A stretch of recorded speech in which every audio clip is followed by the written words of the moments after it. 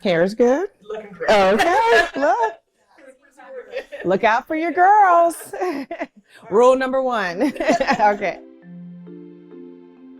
My name is Madison Merritt, and I am the Executive Vice President of Unscripted for Jesse Collins Entertainment. My name is Allison Berkeley.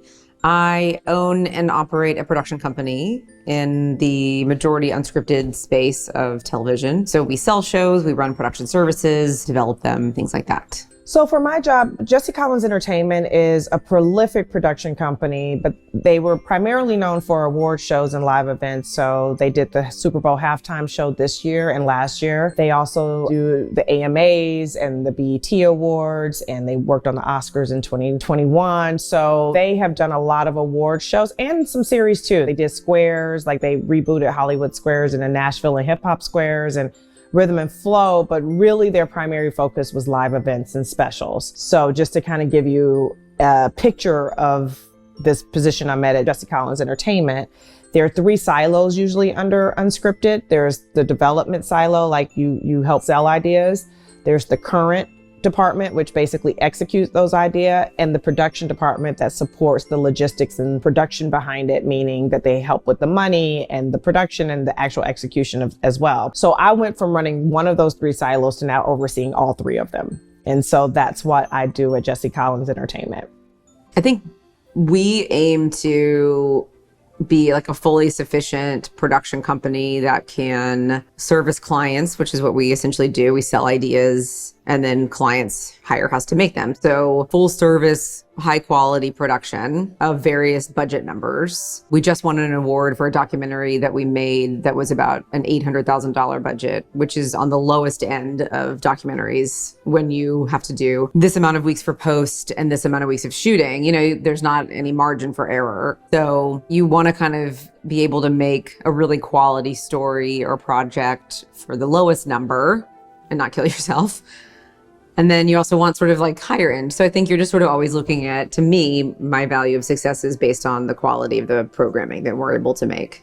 And then that I can retire in a decade.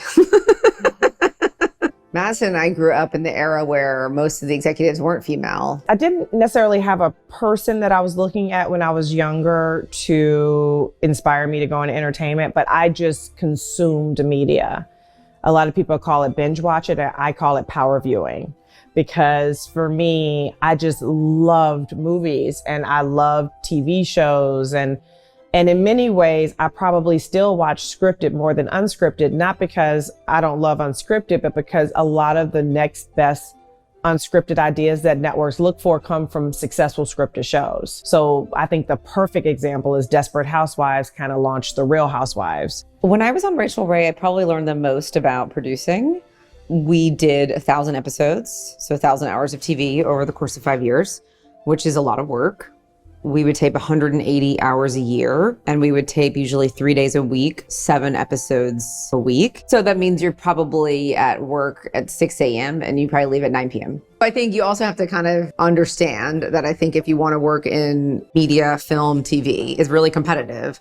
And someone will always be ahead of you. That doesn't mean you have to like work harder. You just have to work smarter. And I think be aware that if you wanted to have a 9-to-5 life on Monday through Friday, it's not the business for you, even in any part of it.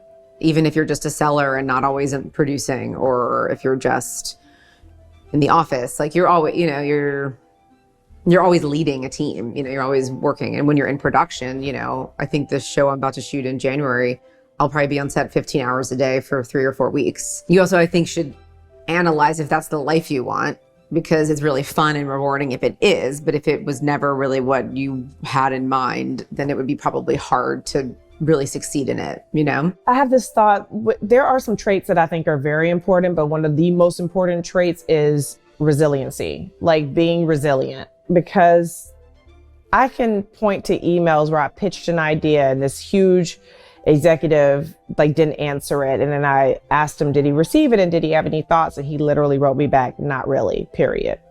And I was like, okay. I forwarded it to my personal email address and I put in the caption, whatever doesn't kill you makes you stronger.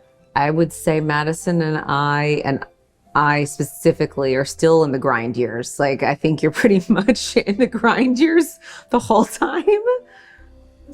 I'm pretty much you're in the grind years always. Yeah. Even more now, where the two of us have sort of gotten into a position where we are now in charge of our whole future and our whole destiny. So if we aren't necessarily like constantly thinking or meeting this person or that person or kind of making sure things are moving, then we won't reach the goals that we intend to. I don't even know what quitting looks like. If somebody asks me like, would you quit? I don't even know what that looks like. Do I go home and live with my mom? Like, what does that mean? Like, what am I doing? I can't even form the visual picture of quitting. And that's how you have to see yourself.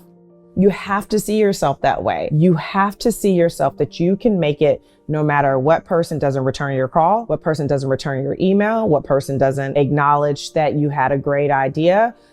And also what I would add on to that is don't take any of those things personally either. Never take it personally and always treat people with kindness. You have to either know that you were meant for it and really want it, and that by the time you're our age, you have figured it out, or that it's maybe not be the best thing for you, depending on your life goals, you know? So I think you have to, A, decide if you really want to be in the business and how much you want to work. B, I would say take any opportunity that's given to you, because you don't really know. You want to pick scripted or unscripted pretty early because you sort of get down a path. But at the beginning, I would say you just don't really know until you're really on set, kind of, I think, seeing stuff. And that taking kind of any PA gig or any opportunity would be just a great way to learn. The best advice is to sort of really make your network and connections and constantly be catching up with people and asking about these things and learning about things. Because the whole ecosystem of the business is really entrenched in knowledge. The truth is nobody knows the answers. Nobody knows what they're doing. But all you can do is take all the information that you do have and try and make the best assessment possible. And even if it ends up being the wrong answer, if you took thought with it and you used all of your previous knowledge, then now you just have new knowledge. Because the funny thing about experience is that you get it right after you needed it.